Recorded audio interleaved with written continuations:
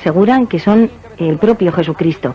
Pero decirlo lo puede decir mucha gente, pero no sé si es lo más grave o lo más divertido, es que arrastran verdaderas masas de gente, ¿no? Exactamente. ¿Cómo estás, Manuel? Muy bien. Muy bien, En ¿no? buena compañía. ¿Y estás descansando un poquito, no? Pues sí, a punto de salir ya hacia Cataluña y luego Baleares, a este congreso que se celebra la próxima semana, y luego a perseguir pistas de estas cosas extrañas que hay por toda la geografía. Y cada vez más, ¿verdad? Y cada vez más. Bueno, a ver estupendo, porque así no te falta el trabajo. Exactamente. Vamos a entrar en este tema tan apasionante, porque los Cristos reencarnados, que todos además anuncian un final apocalíptico en breves años, están proliferando. Yo no sé si esto genera también negocios o es poder lo que genera. Yo creo que hay dos diferenciaciones, ¿no? O dos tipos de estos sujetos. Por un lado, pienso que realmente hay personas que se creen lo que dicen, pero hay una anécdota muy divertida, pero totalmente verídica, que se produjo en el mes de agosto del año 90 en el sanatorio psiquiátrico de Conxo, el hospital psiquiátrico de Santiago de Compostela. Pues resulta que ese día coincidieron en un traslado de pabellones 3 enfermos, 3 psicóticos que están internados en ese hospital psiquiátrico, que aseguran ser la reencarnación de Jesucristo. Y la verdad es que se armó un pitoste increíble cuando coincidieron en el traslado los 3 Cristos reencarnados. Imagínate. En el mismo pabellón. Te puedes imaginar el follón que se montó, porque los 3 estaban convencidos de que ellos eran la auténtica reencarnación de Jesucristo, y bueno, eran bastante expresivos para convencer a sus semejantes, ¿no? Lo que estaría muy bien es que se unieran todos, ¿verdad? Que se conocieran y se pelearan a ver quién quedaba, ¿no? Después de... Yo lo intenté hace unos años, poder reunir delante de unas cámaras de televisión a varios de estos Jesucristos reencarnados, y fue una pena que al final no se pudiese conseguir esto, porque habría sido primero divertido y luego interesante ver cómo reaccionaban. Porque en el caso de estos enfermos, si hubiesen sido sometidos a un detector de mentiras, no estarían mintiendo. Claro. Dentro de su psicosis ellos estarían convencidos de que son Jesucristo. Y lo que ocurre es que hay personas con una educación o con una inquietud religiosa que con el paso del tiempo terminan sintiéndose identificados con la figura de Jesús, que es una figura tremendamente atractiva, y terminan embriagándose, sumergiéndose en esos versículos de la Biblia y encontrando, como en la Biblia se puede encontrar absolutamente todo, encontrando aparentes referencias a su persona, y llegan a tal extremo en su identificación con ese personaje, con ese Jesús de Nazaret, que terminan convencidos de que ese otro Jesús, esa segunda venida que se prevé, pues está hablando de ellos, y que ellos son ese Cristo reencarnado. Y son personas que en muchas ocasiones pues quizás no están mintiendo. Lo que ocurre es que luego hay una serie de factores... ese no sería el caso de David Koresh, ¿no? Porque no lo sé. Aun cuando viese la Biblia, sí. Bueno, pues era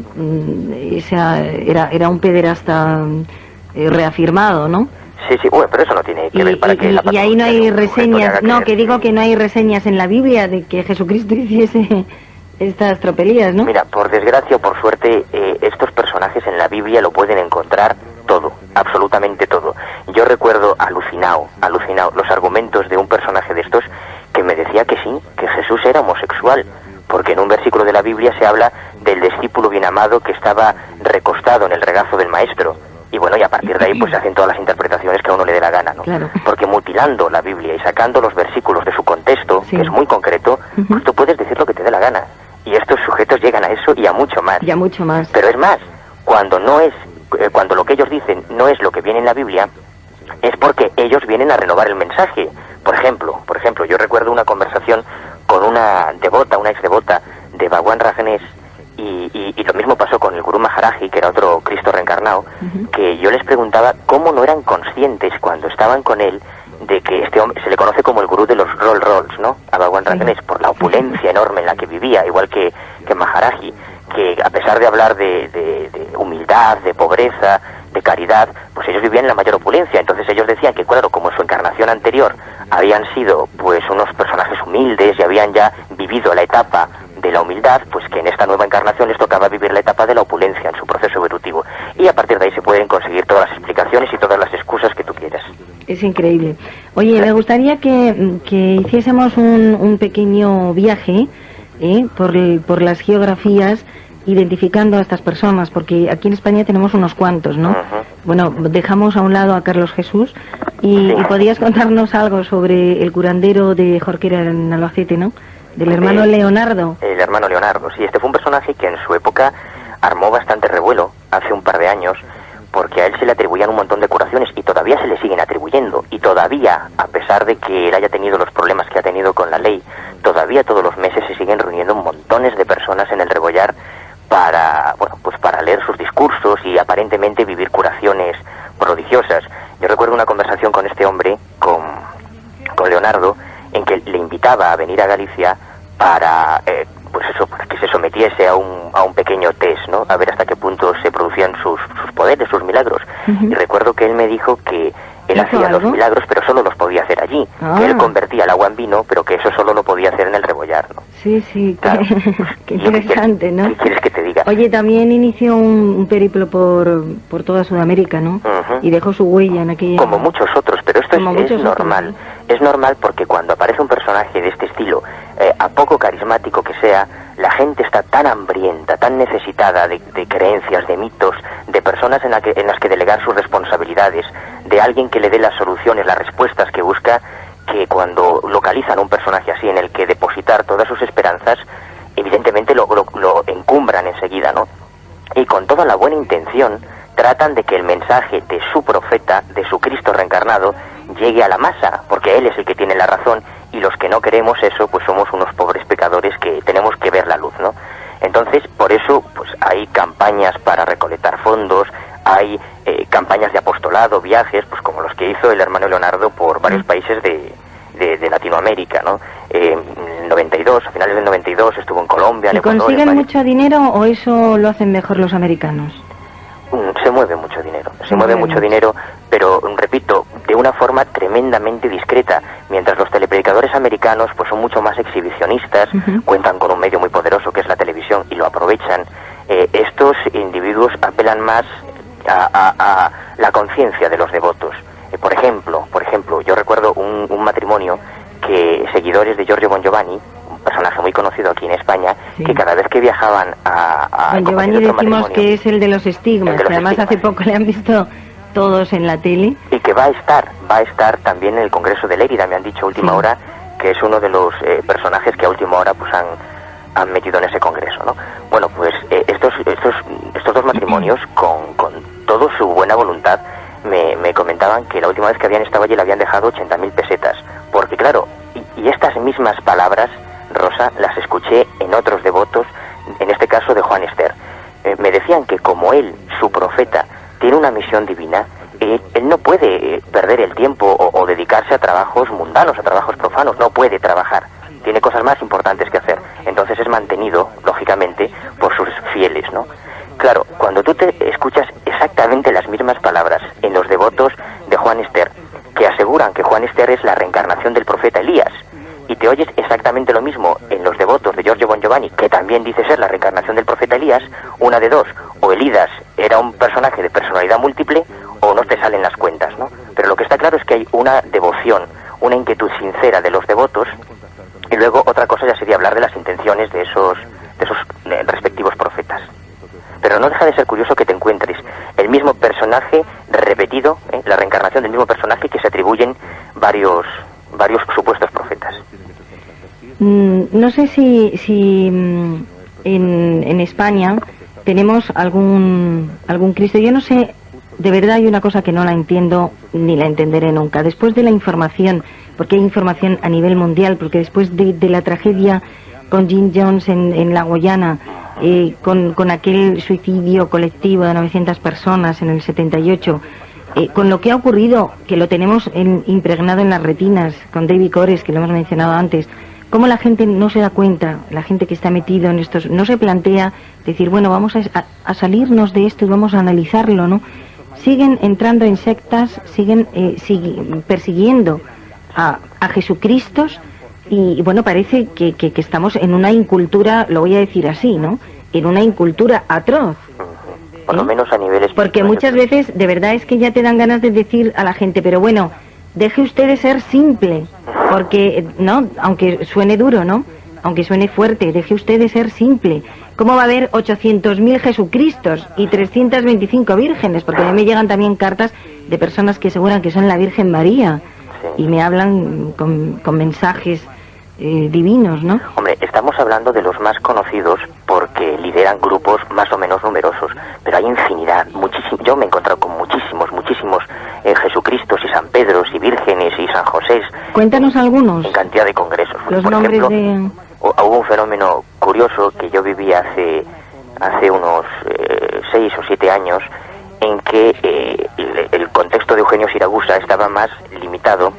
Eugenio Siragusa es un supuesto contactado con extraterrestres italiano muy conocido, y cuando Siragusa estaba más centrado en el tema ovni, más convencional, a pesar de que siempre estuvo repleto de alusiones religiosas, hubo muchos personajes. Yo conocí por lo menos a 2 o 3 que estaban convencidos de que ellos eran la reencarnación de Jesucristo, pero que pertenecían al movimiento de Siragusa, hasta que apareció Giorgio Bon Giovanni con sus estigmas.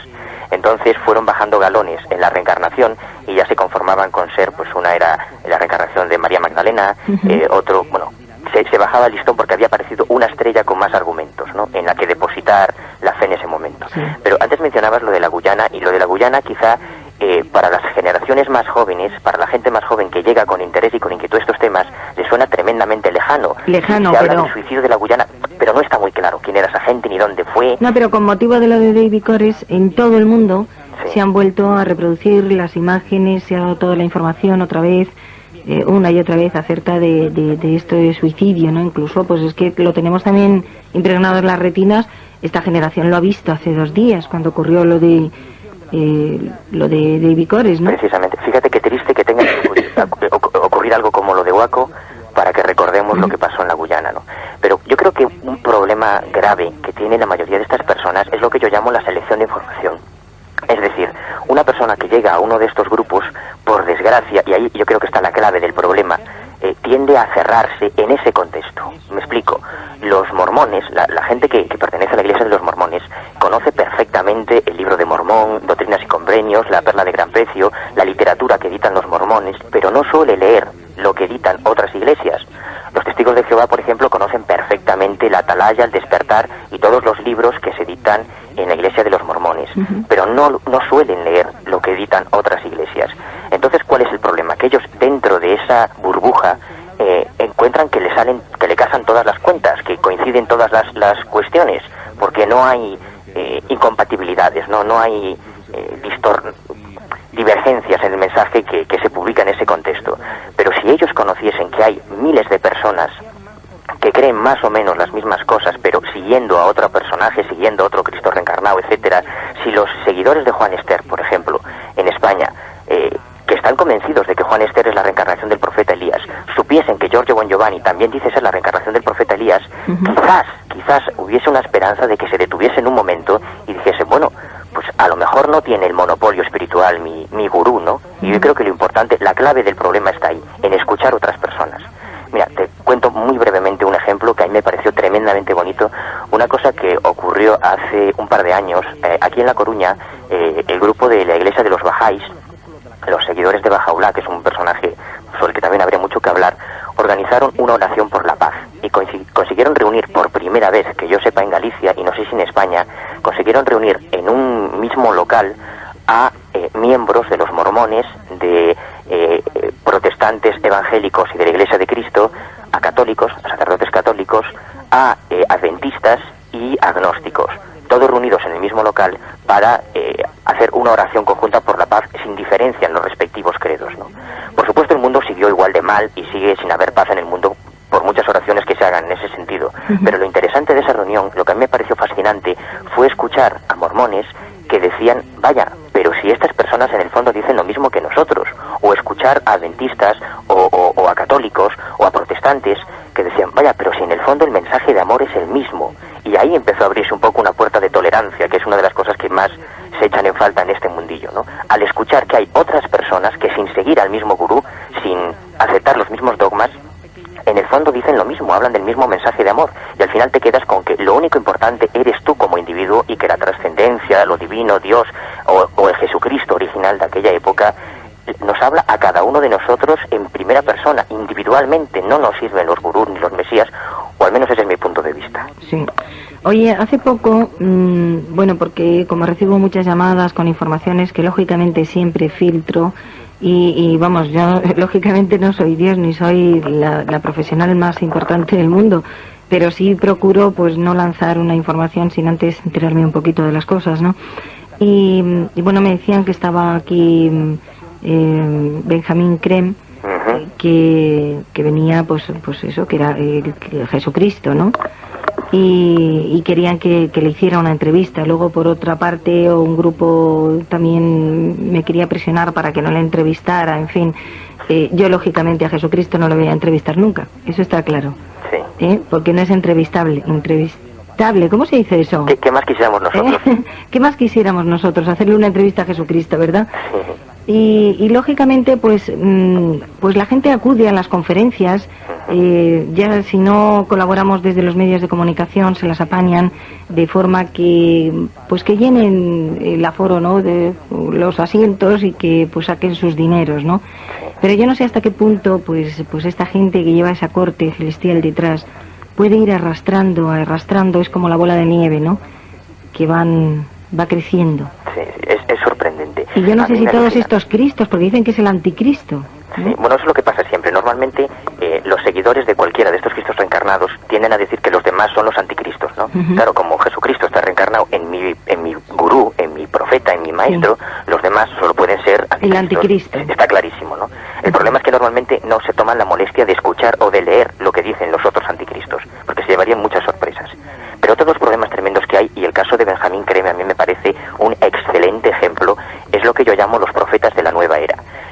Refiriéndome a que a principios de siglo nació un movimiento que estamos padeciendo ahora, y es el que se debió a viajeros, a esoteristas occidentales, a personas que podían saber mucho de ocultismo occidental, que viajaron, bueno, pues cuando la India era un protectorado británico y demás, viajaron a países como la India, como Egipto, el Tíbet, y se exportaron de la India toda una serie de conceptos como Tantra, reencarnación, Kundalini, Chakra, Nirvana, y los trajeron a Occidente entremezclándonos con toda la magia grecorromana que y los hemos asumido bien rápido, además, ¿eh? Claro, y entonces te encontrabas mezclados conceptos judio-cristianos como Cábala o como alquimia, pues con reencarnación, con Kundalini, con Tantra, y personajes como Aleister Crowley o como Blavatsky, creando movimientos como la Teosofía, que pudieron ser muy bien intencionados en un principio, no lo sé, pero que además coincidieron históricamente, en principios de este siglo, coincidieron con la creación del movimiento del espiritismo, coincidieron con el nacimiento de la metapsiquia, la posterior parapsicología.